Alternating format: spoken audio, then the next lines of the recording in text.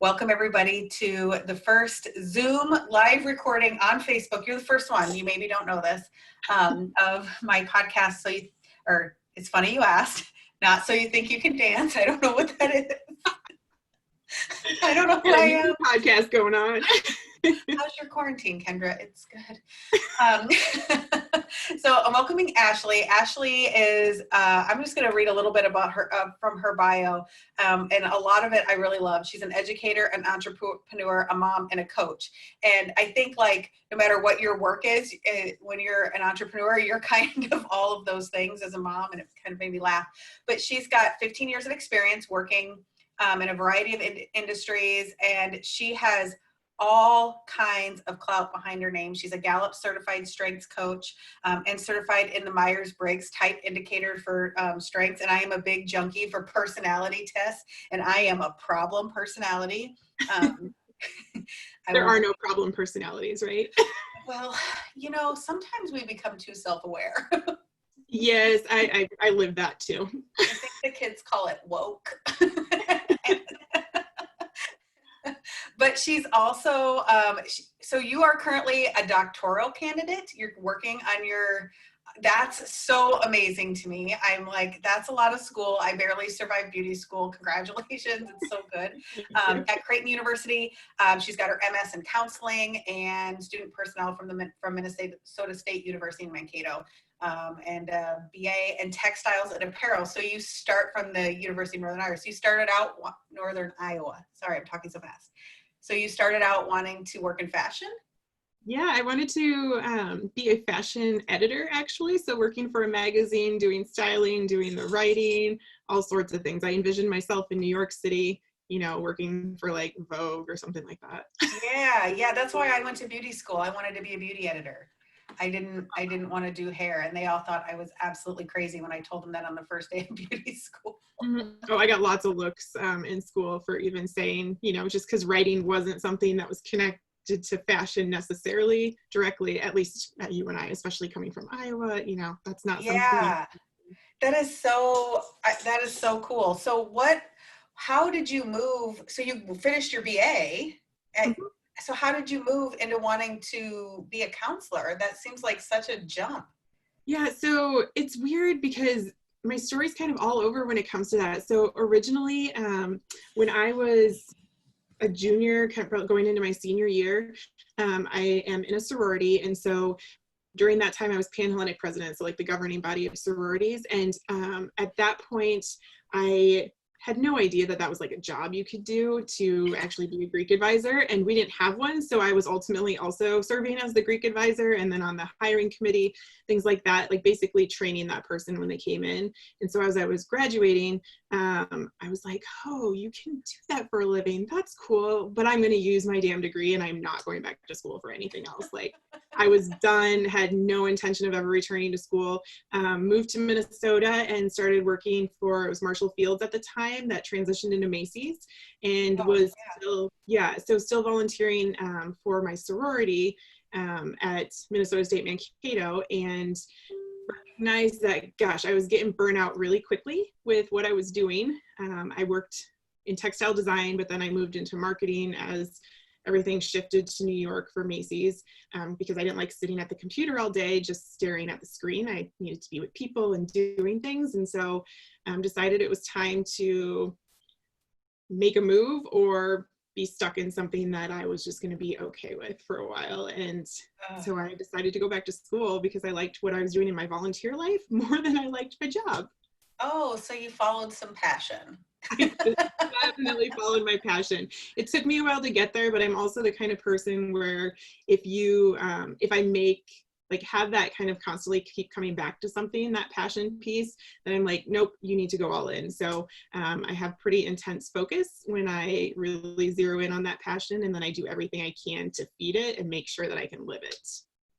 So tell me a little bit more, what does interdisciplinary leadership mean? That's what you are pursuing higher education for. So like you said, I'm done with school, I'm not going back. And then you like went back and now you're still like.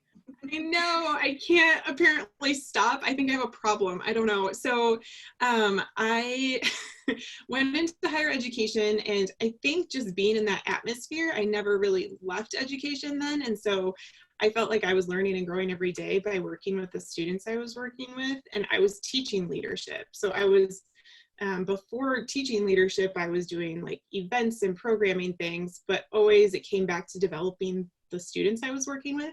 That was really the part that started to stick out to me. And students would tell me that, and I was like, oh, so I did have an impact. Okay, so I'm doing something right, even though that wasn't necessarily a part of the job. And so transitioned to the leadership realm. And then when I learned that Creighton had this program that focused solely on leadership, basically, I was like, huh, okay, let's look into this. Why not, right?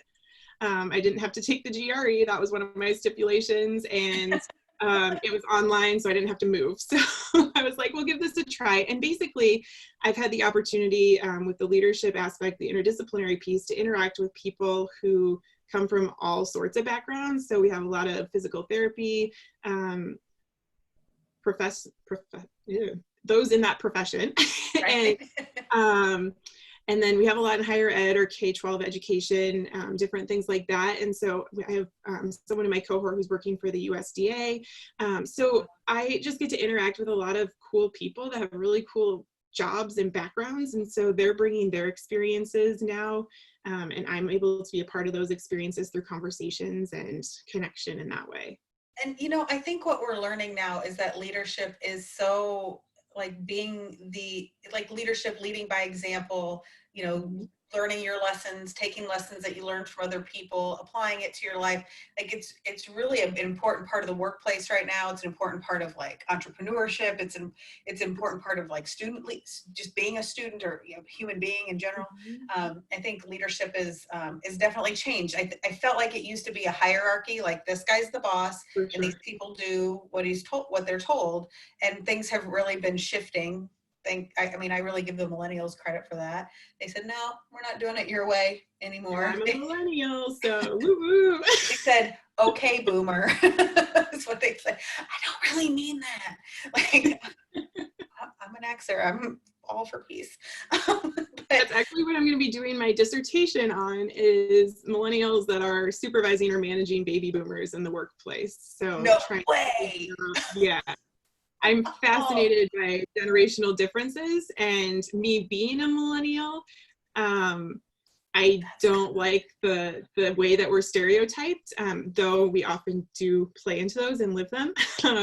But I'm fascinated now the fact that millennials are supervising baby boomers because some are choosing to stay in the workforce and others have to stay for financial reasons. And so I just think it's fascinating, like having those different backgrounds and understanding how they connect or don't connect. So that's what I'm going to look at. It's fascinating. I've given a couple of talks with the primary people in the talk. The audience was boomers and older generation Xers, and I gave them the talk of like how to appreciate what the millennials have given us.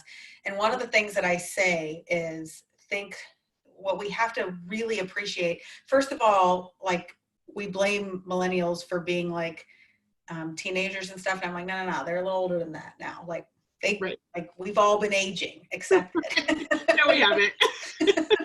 But I tell them, I'm like, hey, these people started their careers in a recession, and they have like worked their way through it and found ways to like take on leadership at a young age and like change the way things are being done. And things may be good and bad, but we have to look at what they've given us.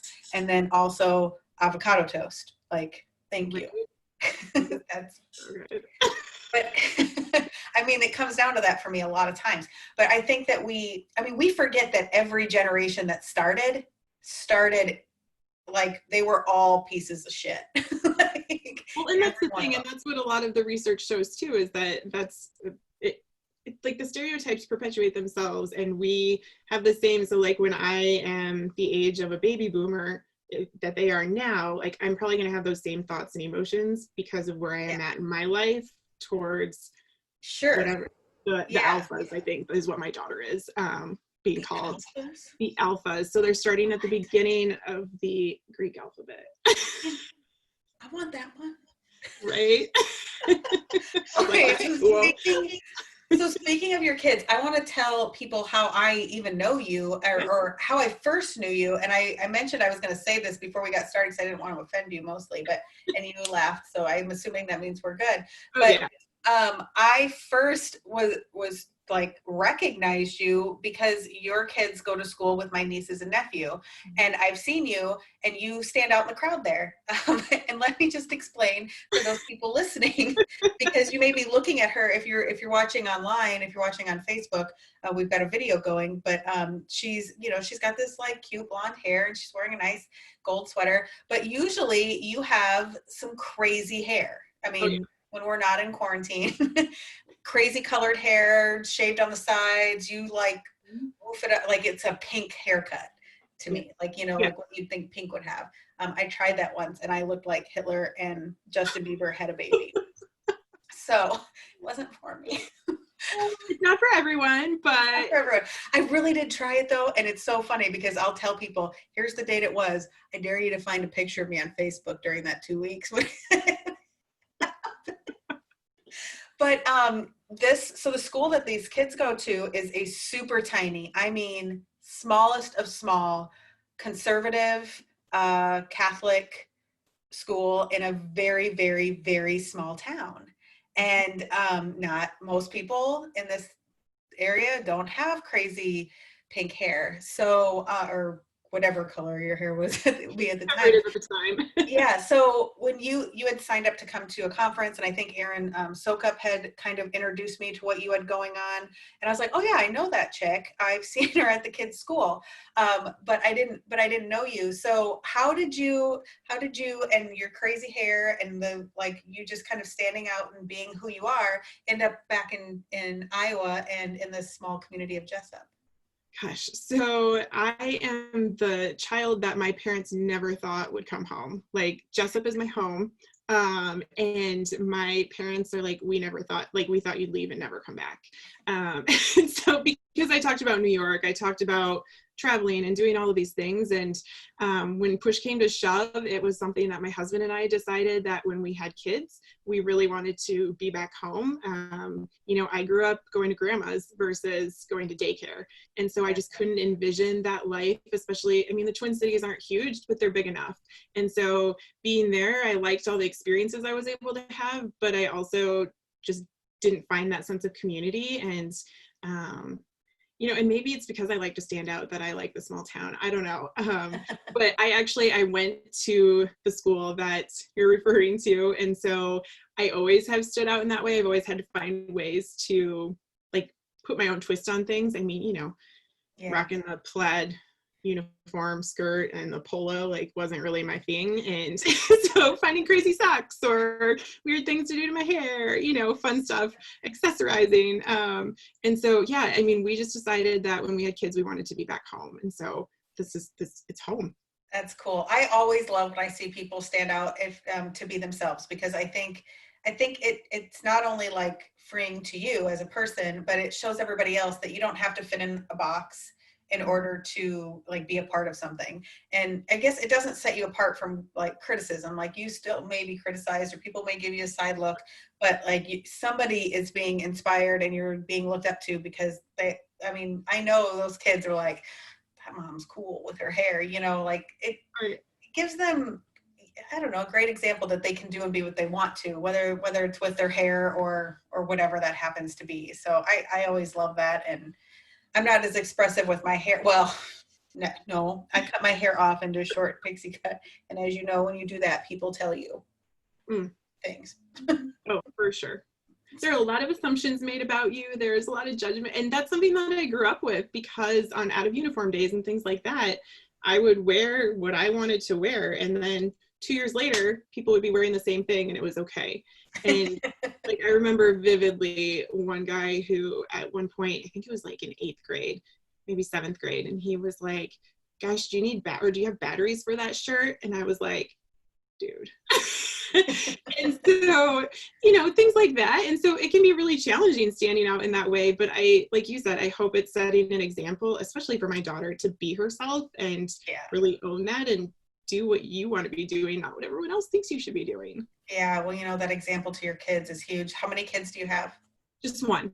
So you have one Logan. daughter. Yep. And she's in your niece's class. Who Which wanted to one? I'm in her class. Which ones? Annika. Oh, Annika's class. Oh, yeah. Oh. Yep. It's fine. Those two they're like the bosses in the class, like for sure. And so sometimes they butt heads because they're both, I bet they want to be boss. And so they do. She called me the other day and I had invited her for a sleepover and she goes, "Ugh, I just think I'd rather go to a hotel." I'm like, oh, yes, that is. Mm-hmm. okay. Well, no. You're uninvited now to my birthday. I know you. So tell me, so you have, Yeah, you're working, what, say that again? I said sounds about right. Yeah, the boss I in don't know them what is they strong. So tell Mm-hmm. me a little bit about your business. So not only are you, so you're doing more with your school, but you're an entrepreneur and you have a coaching business. What kinds of, like, what are you offering to people? What kinds of clients do you see? You know, what's your target market? Yeah. Who do you provide services to? So my business is Goal Digger, GOAL, not gold. People automatically see it and they go to Gold Digger and they're like, that's funny. And I was like, no, hold on. So the intent is to help people through that process of self-awareness, understanding themselves, kind of what they're capable of, that potential piece. I utilize different tools. So you mentioned I'm a Gallup certified strengths coach. So I use the Clifton Strengths, helping people understand their natural talents and how they can leverage those to just be better in their life and feel fulfilled and successful. So I work with individuals, I work with teams, with businesses. I've kind of done the gamut. So a lot in education obviously, because that's where my heavy background in higher education has been, but also a lot of small businesses. I find that oftentimes the small businesses or the entrepreneurs are more willing to invest in their people, which is just fascinating to me. That is not something that I would have anticipated going into this industry. I mean, a lot of big companies do too, but they're more frequently going to large conferences and big trainings versus focusing on the individual. And so that's something that's really important to me and that I'm passionate about, is helping people grow and develop into who they are, or even seeing that potential, gaining confidence. There's so many people, and especially in the millennial generation, that just lack confidence, whether it's in themselves or something specific. And so helping people find a way to get there. In addition to that coaching piece, I also just love leadership. So any leadership topic that you can think of, I love doing workshops and things like that. I like to have things that are interactive that people can really take away and be proactive and use as a tool versus just talking at them. So those are the things that I try and engage people in conversations. So it's more than just, here's your strengths, go figure it out. We really work through that together.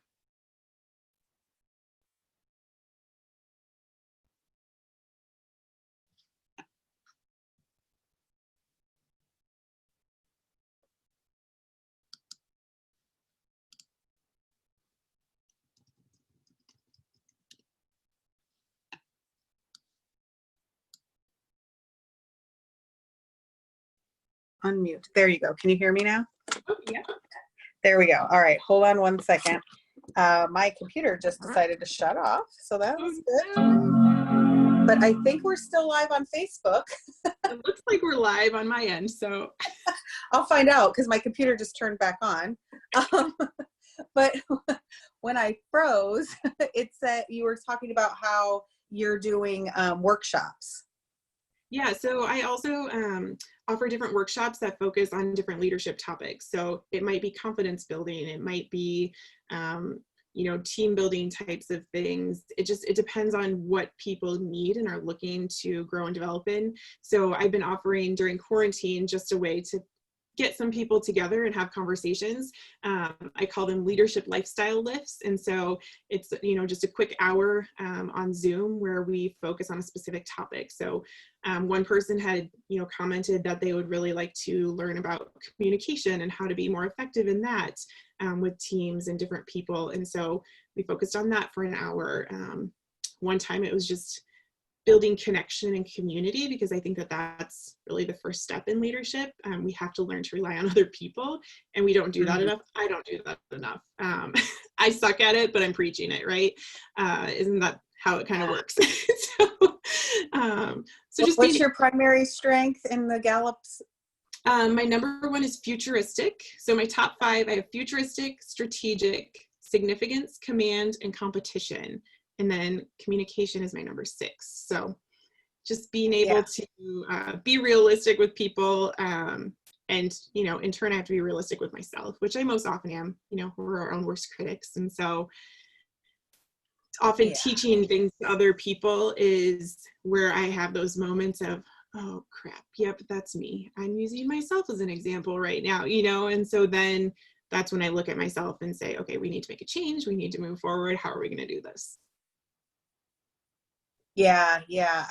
What my top strength is command, which is probably no surprise to you. I can't remember what the other 4 are right now, but it's both good at, you know, like what I've learned about identifying what your strengths are is like how to manipulate your strengths to you know, have more success, but also like learning how you're perceived by people because of your strengths, and how to like either, you know, develop that into something positive or change things up. And for me, having that, identifying as that command personality, I had to learn how to bring it down sometimes. Oh my God, like, yes. Listen once in a while, Kendra. This podcast is a good example for me. You know, often when people see that command one, they're just like, oh, and I'm like, yeah, I know. But, and so I often do find myself kind of letting people know in advance what to expect when I, you know, when I'm going to be either coaching them or doing a workshop. I'm like, just so you know, I'm pretty straightforward, pretty just going to put it out there and we're going to figure it out, versus skirting around the issues. And so if that's not what you're looking for, that's fine. Like I have to be true to who I am. So that authenticity piece is really important. Okay, I think I'm back. Go. There. Now I think I'm back. Sorry. That was a good switch. That was so good. Technology is fun. I like this. I like my microphone better. Darn it. So anyway, hopefully we're all good. All right. So the other, I love that you're doing all of those things for people. So do you do it all virtual or in person? Do you do it virtually? Like where do you do your stuff? So it's a combination. So oftentimes if it's like with a business, I'll go into the businesses and do it like in person with them if it's local enough, or I'm willing to travel to the places that sometimes do need that like physical presence in front of them. But also I've done it virtually, you know. I haven't done a lot with the groups virtually at this point, but I suspect that that is something I'm going to be doing in the future. And now we've learned we can. Like, well, absolutely. And I knew that that was going to be something that I was going to offer down the road. It just happened a little bit sooner than I anticipated. And so it's fine. And while I like, if I can be physically present, I think there's something about that still that gives a different vibe, especially if people aren't quite comfortable with things. But, you know, Zoom, virtual, I have like a home office. I don't bring people here, but we have a co-working space in Jessup that just opened up. And so I am a member there. And so that's kind of fun, like just being able to see different people and bring different people in. And there's a private office that I can use for sessions and things like that. So it's just a get people out of their office kind of, you know, opportunity as well. So a combination. Well, and you mentioned that you've been surprised that small businesses willing to invest in their companies like that, and how impressed you have been with that. I think that we've learned that, you know, investing in your people, especially the last several years where employment has been way down. So finding good people is hard. And when you keep them, how do you keep them happy? And I don't think we no longer keep people happy with benefit packages like we used to. Like, I just don't think that people are able to provide the same types of benefits that they once were. And so, and that's not like for me, knowing like even when I had the opportunity for benefits and my organizations, that wasn't appealing to me. Like after I got married, I was like, well, I have my husband's benefits, so what else can you offer me? Like I need more. What else I is there? remember when I got my first like real big girl job, I got, a letter in the mail that they were hiring me and this was my whole benefits package. And I remember showing it to my grandfather and he was like talking about how great it was and how amazing it was. And I had, all this like health and whatever it was, life insurance, health insurance, everything but a pension pretty much at that time. And it was all paid for by the company. And he was telling me what that was worth. And I just had no way to process what that was worth. And it just didn't mean very much to me.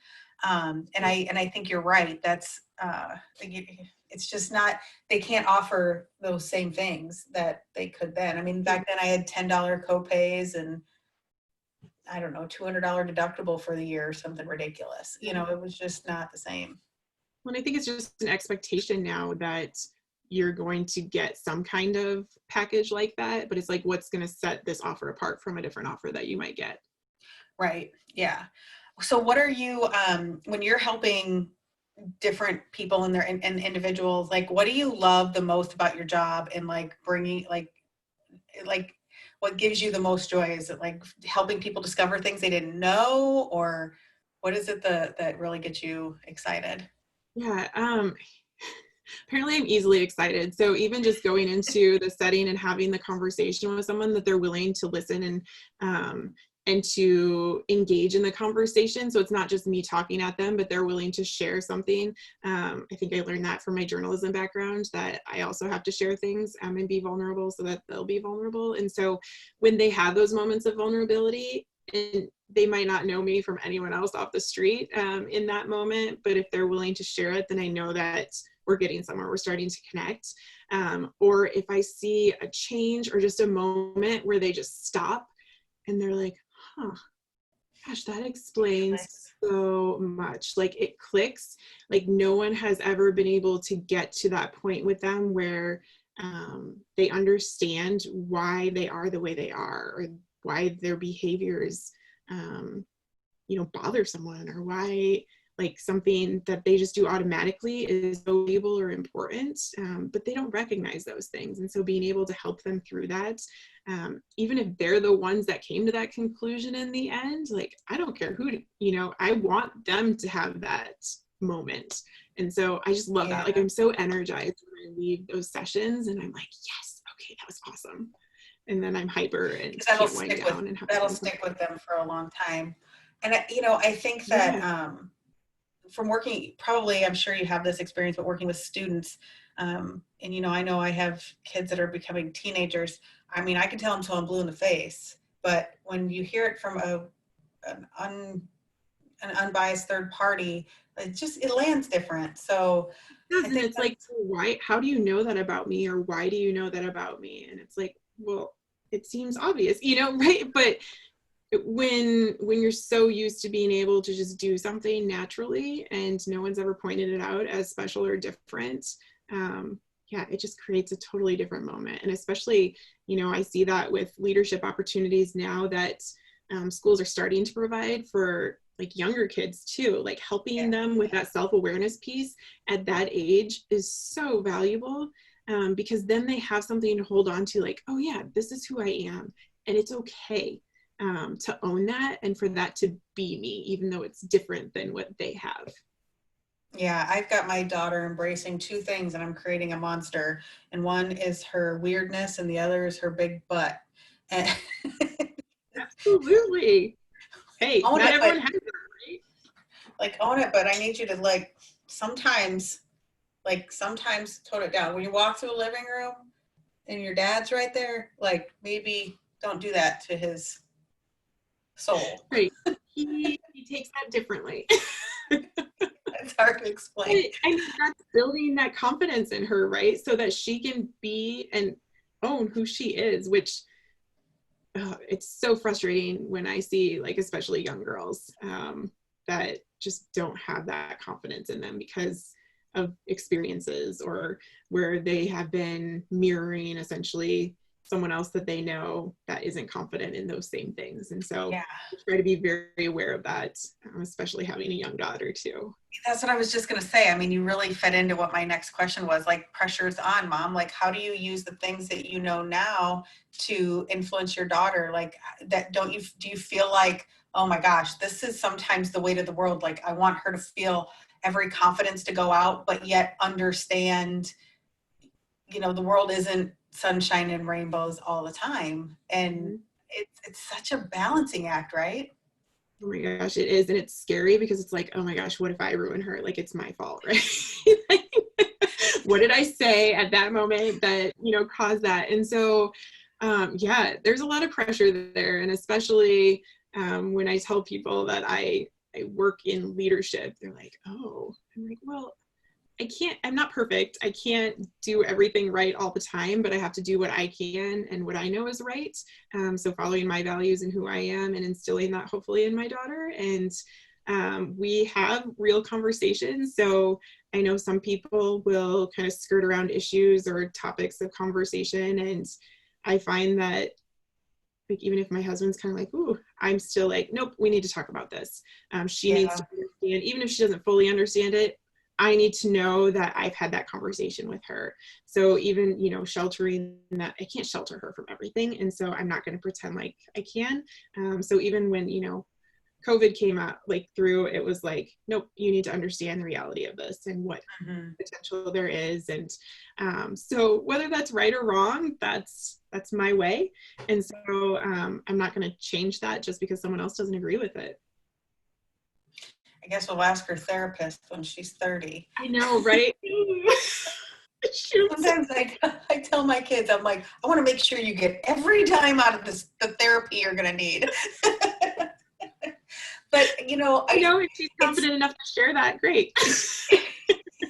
Go tell a therapist, it's fine. I mean, how many people do you know that are like, oh yeah, I'd have been fine, except for my mom, my dad, my, whoever, that person in your life that did say the thing the one time that flipped the switch and the spiral downhill. But you also know that you could flip the switch and spiral it the other way. And it's so hard to understand like how what's landing with kids and how it's landing because their brains aren't fully developed, so they have no freaking idea what they're talking about. And I always wonder, like, gosh, what are you saying at school? Like, what did I say that you are now saying, no, that's wrong, that your parents taught you this or told you that this was okay or not okay because she's learning something different? Or I don't think we're that off base, but everyone's different. And especially, like you said, a small school, small classes, just small community. Yeah. And the older kids get, the more they're exposed to the outside world. So the more you don't know everything that is entering into their minds, the more, as soon as they start getting a phone and talking to their friends outside of school when there's no ears, and then it moves to the internet and social media, and as all of that grows and develops, and you can shelter your kids for as long as you want to, and we've kept our kids kind of on the sheltered side as far as the internet goes, but at the same time we've started saying, well, it's going to be there whether we control it or not. And we can dip their toes in the access, but we will not ever have full control over what they're exposed to. And that's hard. Yeah. It's hard. Scary.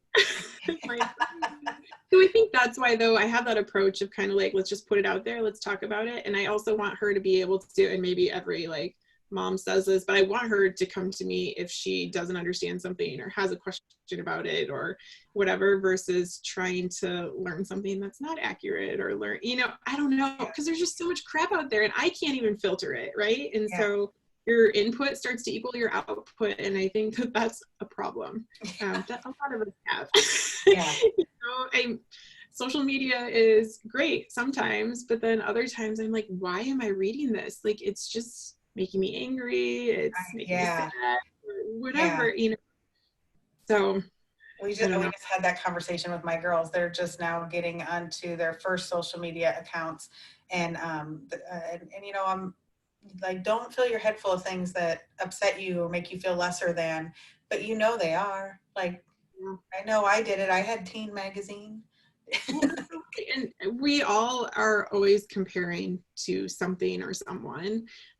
Even as adults, we still do that. Even if we like to say that we don't, at some level, we're doing it with something. And so it's how you're able to work through that and respond to, like, oh shoot, like you catch yourself doing it and then, okay, well, that's not a realistic image, or this isn't this. And I remember, that came up one time. I was working as a fashion stylist for Land's End, and I was talking to an art director, and he's like, the Victoria's Secret models, like, they're not real. Like, they are so photoshopped, and and I was like, oh my gosh, for someone to like actually say that and admit that, and, like body image, because that's what was huge at that point in time. And just things like that. I'm like, we have to talk about that. We can't just let it be out there and let us get in our own heads. Like, and as much as we know, but it's not real. Yeah, as much as we know it's not real, our brains still tell us it is, and we still do the comparison game. And that's what's beautiful, and that's what's, for sure. So so what advice, my like, when you were deciding to get into being an entrepreneur, like, what made you decide you were going to go for it for yourself instead of going and getting a real job? Like, why did you want to go that route? It's a great question. It took me a long time to get there. I pondered it for a long time. I think everyone else knew I was going to be an entrepreneur before I did. They're like, that was like their vision of me, I guess. They're like, you being your own boss and like being in control of everything that was happening and having it in a way that you like it, but also is connecting with other people. I think I just had a lot of opportunities in a lot of my jobs to create those things for myself. And so I didn't necessarily see that, but I don't know. I think that the tipping point, I decided to go through a program called Co-Starters. So they work with helping you work through your business plan and really kind of get things going. And there's other entrepreneurs who are kind of in the same boat trying to get things figured out. And at that point I was like, gosh, you know what? I could really do this. Like, this is something I'm already doing it. It's just in a different form. And having the flexibility and, being around more with my daughter and, just the piece with school, like that became huge. Like, I was having a hard time balancing it all. Like, I know there's not going to be a perfect balance, but when I would be on the computer, like put Logan to bed and then try and get on the computer to do my homework and things like that. So I needed more than what I was getting from my everyday. And so that was kind of my tipping point. And knowing also that I had the support of my husband and my family, they were the ones pushing me to do it. It wasn't me saying, I'm going to do this, whether or not you all want me to. Like, they're like, no, I don't understand why you're not already doing it. Like, we can make this happen. We'll make it work. And I was like, okay, everyone's behind me except myself. And it's interesting that you say that, because it is so important to have a support crew, and everybody's support crew may be looking different. Some of us, my husband was always really super supportive of my business too, and was like always had my back and made sure it worked. And so I've always had that as well. But like, it's the thing that keeps you going. It's the thing that pushes you over the edge, but it's also the thing that keeps you going when you're like, because how many times have you told yourself, this is not worth it? Like, I can't do this. This is a lot. Yeah. I mean, and especially when, I took this on as my full-time gig in January officially. And then literally I was still kind of doing things for Wartburg. So I still had like this other job on the side with it. And then it wasn't until like just a couple of weeks before COVID came through that I was truly just doing this business. Wow. And so I was trying to like figure out, I've been doing it on the side for a while, but that wasn't working. Like, I didn't have enough time to do it. But again, I think it comes down to passion and the things that you love doing. If you don't have enough time to do them, then this was the solution, right? To have the best of both worlds and live my passion and help other people at the same time. So making it my job versus just trying to carve some time to be able to do it every once in a while. And so, you're more excited to go to work every day and navigate that. And I like a challenge. So that was probably the tipping point. I'm like, all right, bring it on. Let's go. It's happening. That's awesome. I'm excited. I've enjoyed watching the things that you're up to. I've enjoyed seeing your example in the community, my limited experience with it. And, I've gone, my kids go to a small school too. And then, you know, my nieces and nephews, and I'm always like really pushing for, you can do whatever you want to do. Like follow the footsteps you want to follow in, or go make your own path and trail. And I'm not saying that in small communities, people don't have those examples, but because we both come from a small community. So clearly we got the message. You can do whatever you want. I have aqua eyeshadow on right now. Like I'm doing whatever I want. No one's gonna tell me what to do. Right. Watch me. But I think that, you know, I think the outliers, like being, you know, standing up and being an outlier and standing tall like that is really cool to see. So I love that about you so much. And,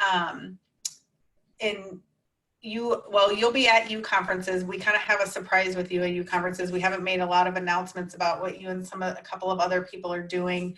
And, but what the point that we want to make, and the point that I'm really excited about, is that everybody's story matters, and where they came from matters, where they got to matters, and telling your story matters. Because like one of the things that got me through one of my very first really hard times as an entrepreneur was somebody telling me, you're writing your story right now. Like your story is going to help somebody else. Mm-hmm. And I was like, okay, that seems like a responsibility I should take seriously. I don't know why. It seemed like a good idea, got me through it. But I really, that's why I like to do this podcast. I love to learn. I like to humanize people. I like to humanize the experience of entrepreneurship, juggling all the things, being a mom, and, you know, being an entrepreneur, working hard on goals, or, you know, whatever it is that you're doing. And I think that watching people do that now, even through this COVID thing, like, were you terrified when it came up? You know, I think that it actually pushed me a little harder to really look at what my business was going to be. Really? Because I had been having conversations with my husband about utilizing technology more than even I still currently am, I think. And this was just the push to be like, yep, that is what I should be doing, versus relying on those in-person, face-to-face opportunities that might be more limited. Because, you know, being in a small town, in a small area, not everyone gets what I do. And so, like, even my parents, like, I feel like I've always chosen the jobs that my parents are like, how do I explain this to other people? Like, what are you? I was like, okay. Like, and as soon as they finally like pick up on it, then I transition and they're like, wait, how do I explain this to someone? Like, what are you doing? My daughter, actually, she's a psychiatrist. I mean, sometimes it feels like that, I think, but just people tell me lots of things, and I'm like, okay, right. I mean, I'm sure the same thing. So scary, but then at the same time, I mean, I don't know, it kind of was eye-opening. And I think just the fact that I still have that support system, my husband, who is pushing me and challenging me, and also knowing that I'm still trying to get through school and I'm still trying to do these other things. And then I had to play, you know, kindergarten teacher for weeks, which is not, don't ever hire me as a kindergarten teacher, okay? Can we not all learn? I'm like, dear Lord, they are saints. We thought our teachers were underpaid before. Right. Oh, yeah. So I definitely know what I will not be doing with my life. Oh, it's so funny too, because like, yeah, it's you know, the idea of teaching kindergarten seems like, well, yeah, basic things, like how hard could this be? But I sat down with Frank and Greta, who are in like first or second grade. Yeah, they're first grade. Yeah, are they first grade? Helped them with their homework a couple of times, and I was like, what do you mean you don't get it? I just told you how to do it. Just do it. Draw the line. Here, let me just do it for you. Yep. I was like, okay, but I mean, honestly, you're like the same, you're doing that teaching, but you understand, you know, the psyche of working with people, and I'm sure working with college age students has probably been really, really helpful to the whole process, and you know. Yeah, I mean, they kind of walk you through all parts of life. Like, I feel like sometimes it's kindergarten and sometimes it's, you know, they're wise beyond their years. It just depends on the day. And I mean, I love my students, and you know, I still call them my students because as they graduate and go on into the real world and have those experiences, now they're coming back and we're having conversations, and like they took something from that experience that we had together, whether it was me advising them or they were in my class or whatever. And I'm like, oh, like that's just so powerful to me. Like that's what I live for. And my husband's always like, gosh, Ashley, you would give all this away for free, wouldn't you? And I was like, yeah, just because like I want other people to feel the way I do about it and experience it. And so so he's always on me about, okay, now how are you going to make money doing this? Well, and that is always the problem with following passion, is you would give it away for free. When you do something you truly love, it's really easy to give it away. And you get so excited about it, and then you just start talking about it, and then it turns into a coaching session, and I'm like, oh, okay, so 2 hours later now, I'm just like, okay, well, here we are. Yeah. Now I don't know how to tell you, like, we can't have coffee again. Right. I can't do this weekly. I can't. Yeah, that part is really hard. Well, the last thing I'd like to ask you is, what advice would you give to, based on like what you do in your coaching, and then also with your experiences starting entrepreneurship, and you know, really intrigued with the fact that you're doing some pivoting and some growing during the COVID thing going on. What would be your advice to somebody that's contemplating entrepreneurship right now? If you could go back and, you know, give that advice to yourself when you were starting. Yeah. I think the biggest thing, and this is something that I believe about everything, you have to find where your confidence is in being who you are and understanding what you're capable of. So I'm a pretty confident person in general, and you can't lack confidence in everything, but you do need to understand that you need to pinpoint what you're not confident in and practice and take care of that so that you can move forward. Because I think in those instances, it was myself holding myself back, right? Like I was like, I'm not the expert, and because I never believe I know enough, but I am the expert in my area. You know, like leadership is my thing. I've been living it. I've been doing it. I'm going to school for it. I've already gone to school for some of that. And so you can always continue to grow and develop, but you have to figure out where your level of confidence is in that, own it, and move forward. Yeah. You can kind of work on the things you're not good at once you master the things you are, I think. Absolutely. And utilizing those, just like with your strengths, to overcome what you feel like your weaknesses are, or seeking out those other people to say, hey, I suck at this. I know that. Now I need you to step in and help me with this. Yeah, those are hard. It's so hard. So hard. But it is worth it. I actually had a conversation like that today with somebody. I said, I am completely overwhelmed with this project and I need your help. And I was like, I couldn't hardly believe the words fell out of my own mouth. Yeah. But it felt so much better when we got done. I was like, oh, look at this. Things are going to happen now. Right. Like I don't have to freak out and then it not happen still, you know. Yeah. Freak out a little on the inside and it's going to happen. Well, I just want to say thank you so much for your support and for your support of You conferences.